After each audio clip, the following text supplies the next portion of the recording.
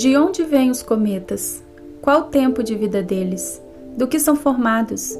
Cometas morrem? Essas e outras perguntas serão respondidas neste vídeo, e ao fim dele você entenderá a importância que o estudo dos cometas tem para a ciência. Mas afinal, o que são os cometas? Os cometas são astros que viajam pelo espaço, percorrendo grandes distâncias. O sistema solar está repleto deles. Alguns milhares possuem órbitas já rastreadas e monitoradas, enquanto outros ainda aguardam para serem descobertos. Cometas possuem formas irregulares, pois são pequenos demais para conseguirem se tornar esféricos sob sua própria gravidade. Eles possuem órbitas elípticas ao redor do Sol, com períodos que podem variar de dezenas de anos até centenas de milhares, dependendo de sua trajetória. O período de um cometa é o tempo gasto por ele para efetuar uma volta completa em sua órbita. Um exemplo de cometa com periodicidade conhecida por nós é o cometa Halley, cuja aparição se dá a cada 76 anos aproximadamente.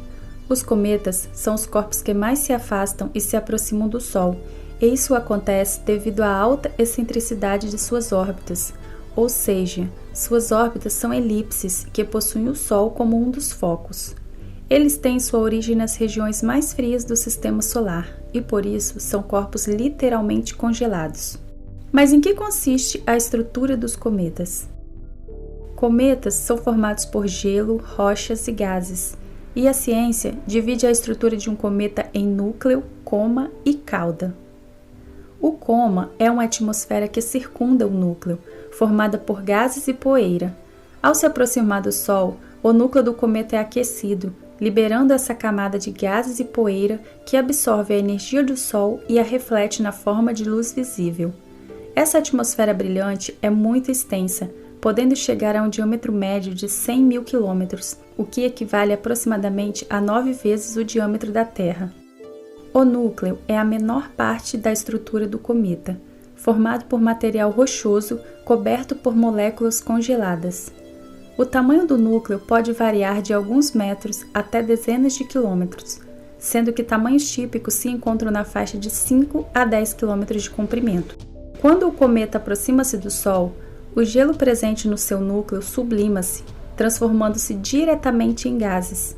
Isso ocorre aproximadamente a 0,8 unidades astronômicas de distância do Sol, inflamando o núcleo e o tornando extremamente brilhante. A cauda dos cometas só se forma quando ele se aproxima do Sol, a mais ou menos 3 unidades astronômicas de distância.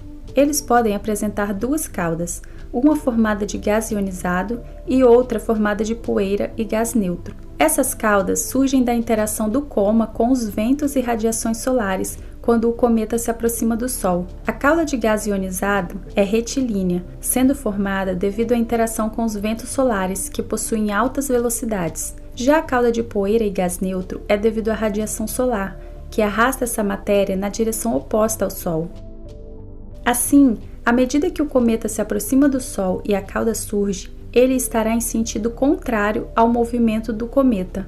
Porém, quando se afasta do Sol, a cauda estará no mesmo sentido que o cometa.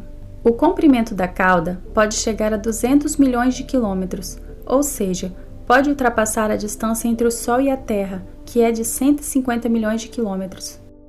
Mas de onde vêm os cometas?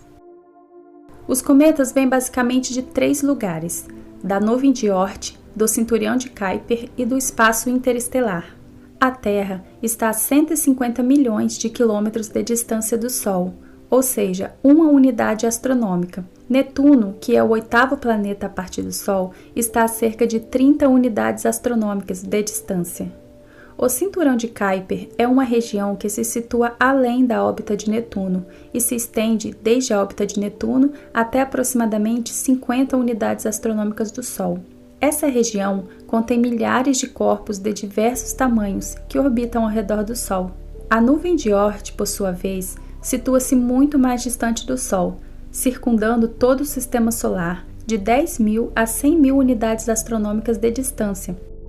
Das teorias existentes, a mais aceita é a que diz que os cometas são corpos tão antigos quanto o sistema solar.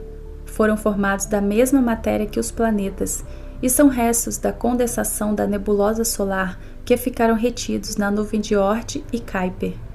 Cometas também podem vir de fora do sistema solar, caso em que sua passagem por nós ocorre apenas uma única vez. Nesse caso, são identificados pela sua órbita em formato de arco aberto, chamada de hiperbólica, e possuem velocidade suficiente para escaparem do Sol.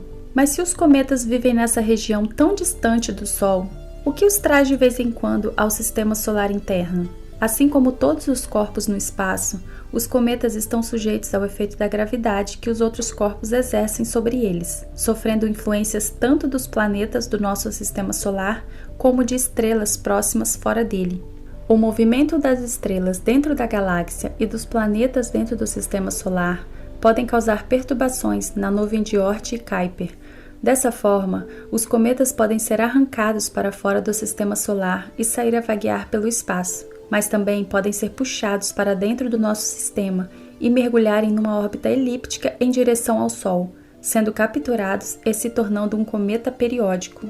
Os planetas gigantes do sistema solar, principalmente Júpiter, alteram a órbita dos cometas e muitas vezes capturam esses objetos que caem em sua superfície. Assim, os grandes planetas funcionam como um escudo para nós aqui da Terra, evitando que muitos cometas cheguem aqui atraídos pela gravidade.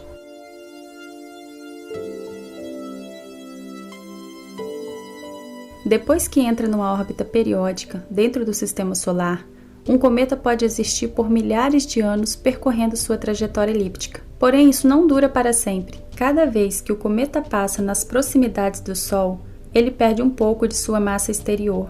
A gravidade e a força das marés dos astros também contribuem para a deterioração do cometa, provocando a fragmentação do seu núcleo e enfraquecendo, de forma que em algum momento ele pode se desintegrar por completo, deixando de existir. Os cometas também podem ser ejetados para fora do sistema solar, se tiverem velocidade suficiente para escaparem da gravidade do Sol. Podem também terem um fim trágico, caindo no Sol devido ao fato de possuírem uma distância periélica curta demais. Ao passar perto do Sol, tendo seu núcleo aquecido e sua velocidade aumentada, o cometa perde pedaços ao longo do caminho, deixando em sua trajetória milhares de fragmentos espalhados. Esses fragmentos dos cometas são responsáveis pelo fenômeno conhecido como chuva de meteoros. A Terra, ao percorrer sua trajetória ao longo do ano, cruza com a trajetória de vários cometas, indo de encontro a esses fragmentos, que ao entrarem na atmosfera terrestre em altas velocidades, liberam energia na forma de luz visível,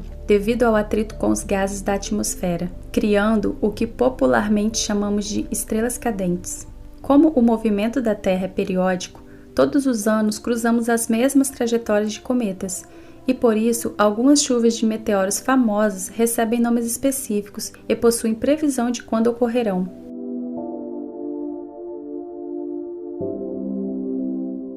Como já dito, os cometas são restos de formação dos planetas e da nebulosa solar, que foram ejetados para regiões remotas e frias de nosso sistema.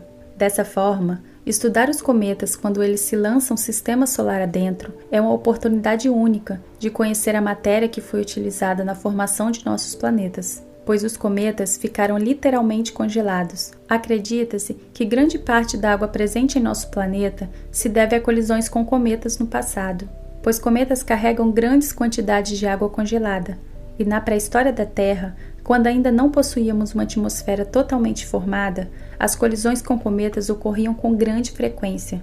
Mas tão importante quanto ter trazido água ao nosso planeta, também é a teoria de que os cometas podem ter trazido moléculas que podem ter sido as precursoras da vida na Terra. Sabe-se que os cometas carregam grandes quantidades de substâncias orgânicas congeladas com sua água. Substâncias estas que, se caírem em locais com condições favoráveis à vida, poderiam gerar algum processo vital. Algumas dessas moléculas são consideradas como possíveis de dar origem à vida, pois intervêm na formação de aminoácidos essenciais e de bases nucleicas. Os cometas seriam como sementes de vida, vagando pelo espaço, esperando um terreno fértil para se desenvolver. Assim, conhecer e estudar os cometas pode nos levar a respostas essenciais sobre nossa própria existência, nos permitir entender o processo de formação do sistema solar, descobrir quais compostos químicos existiam naquela época e, quem sabe, nos ajudar a dar mais um passo em direção à resposta da pergunta: de onde viemos?